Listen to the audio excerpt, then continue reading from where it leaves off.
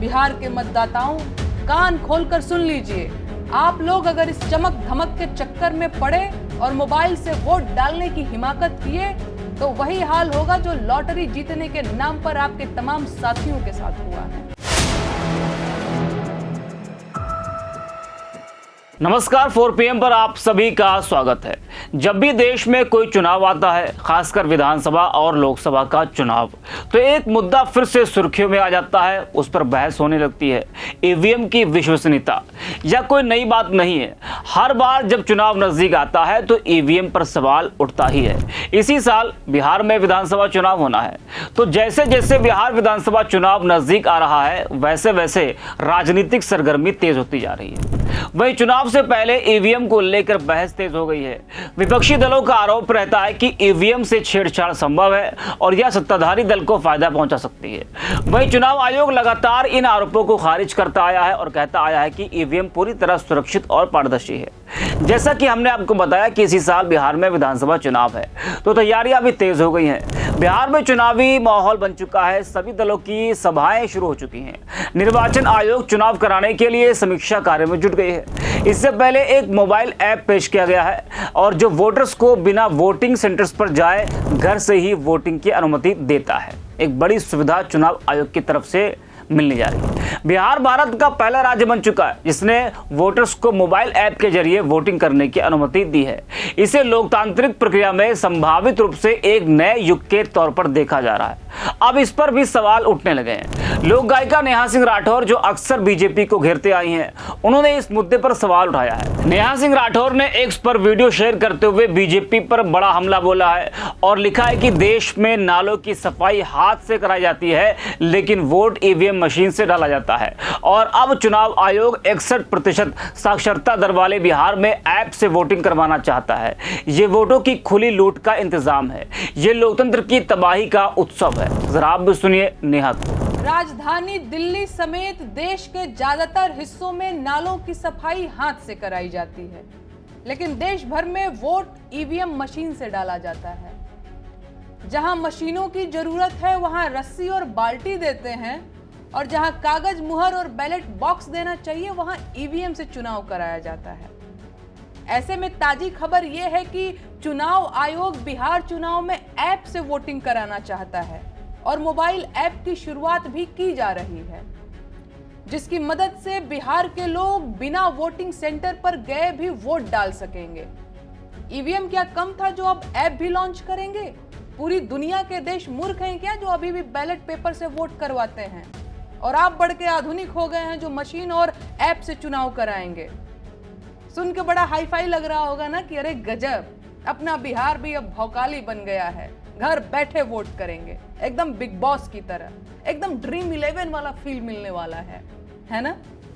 बिहार के मतदाताओं, कान खोलकर सुन लीजिए। आप लोग अगर इस चमक धमक के चक्कर में पड़े और मोबाइल से वोट डालने की हिमाकत किए तो वही हाल होगा जो लॉटरी जीतने के नाम पर आपके तमाम साथियों के साथ हुआ है। फ्रॉड, समझे ना? जितनी ठगी आजकल मोबाइल से हो रही है उतनी और किसी चीज से नहीं। अब तक खाते से रुपया कटता रहा है, लेकिन अब वोट भी ठग लिया जाएगा। अगर आप लोग 4 रोटी कमाने के चक्कर में दिल्ली, बंबई और सूरत पहुंच जाते हैं तो क्या अपना भाग्य बदलने के लिए मतदान केंद्र तक भी नहीं जा सकते? किसी के बहकावे में मत आइए। चुपचाप वोटिंग सेंटर पर अपना वोट अपने हाथ से डालकर आइएगा। ज्यादा ऐप और मोबाइल फोकासी के चक्कर में पड़े तो वोट भी हैक कर लिया जाएगा और आप हाथ मलते रह जाएंगे। और ये जो चुनाव आयोग है उसे बिहार की साक्षरता दर के आंकड़े नहीं मालूम है क्या? 61% साक्षरता दर वाले प्रदेश में ऐप से वोटिंग करवाने का मतलब समझते हैं?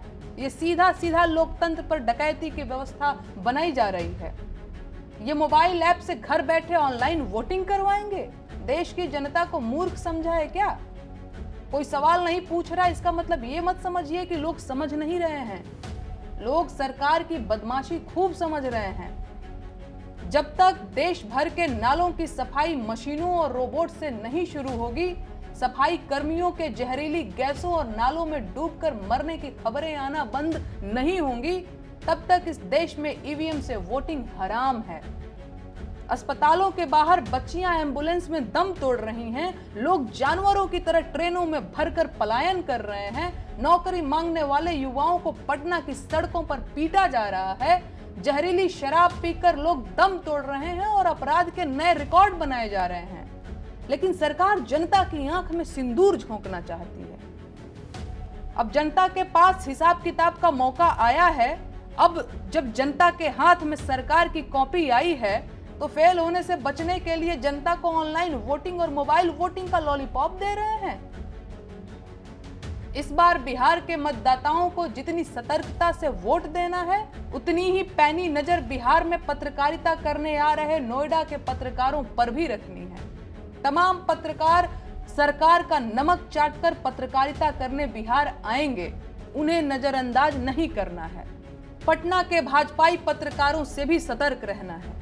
ध्यान से समझ लीजिए और सतर्क हो जाइए। इस चुनाव से आपके 5 साल का भविष्य ही नहीं, आपकी अगली पीढ़ियों का भाग्य भी तय होगा। बिहार में चुनाव करीब आ चुका है और दिल्ली वालों के हेलीकॉप्टर भी आपके सिर पर मंडराने लगे हैं। इन हेलीकॉप्टर्स को आप चुनावी गिद्धों से कम मत समझिएगा। ये आपका वोट छीनने और ठगने आए हैं। हेलीकॉप्टर की धूल आंखों में मत जाने दीजिएगा, अचंभित मत होइएगा। ये आपके ही खून पसीने की कमाई है जो आसमान में उड़ रही है। इसमें आपकी मेहनत का पेट्रोल जल रहा है।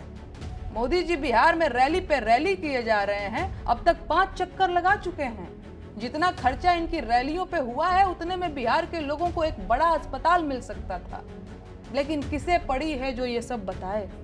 खैर, मैं और ज्यादा बोलूंगी तो 4 चाटुकार और सरकारी गवैये आकर बिहार में सब बा, बिहार में हई बा, बिहार में हऊ बा का गीत गाने लगेंगे।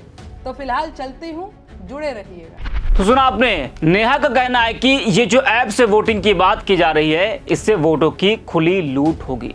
वैसे बिहार चुनाव के लिए शुरू की गई ये सुविधा खासकर उन लोगों के लिए है जो वोटिंग सेंटर्स जाने में असमर्थ हैं। यह सुविधा वरिष्ठ नागरिकों, विकलांग व्यक्तियों, गर्भवती महिलाओं, प्रवासी श्रमिकों और अन्य लोगों के लिए डिजाइन किया गया है। कई रिपोर्ट्स के मुताबिक 10,000 मतदाताओं ने ई वोटिंग के लिए रजिस्ट्रेशन कराया है और 50,000 वोटर्स सेंटर्स पर बिना जाए ही ई वोटिंग के माध्यम से अपने मताधिकार का प्रयोग कर सकेंगे।